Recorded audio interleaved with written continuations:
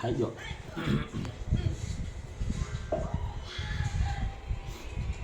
କ'ଣ ତରକାରୀ ହେଇଛି ଆଜି? ସୋୟାବିନ ଆଳୁ ଝୋଲ କରାଯାଇଛି। ଆଜି ସାଧା ଚଳେଇଦେବା।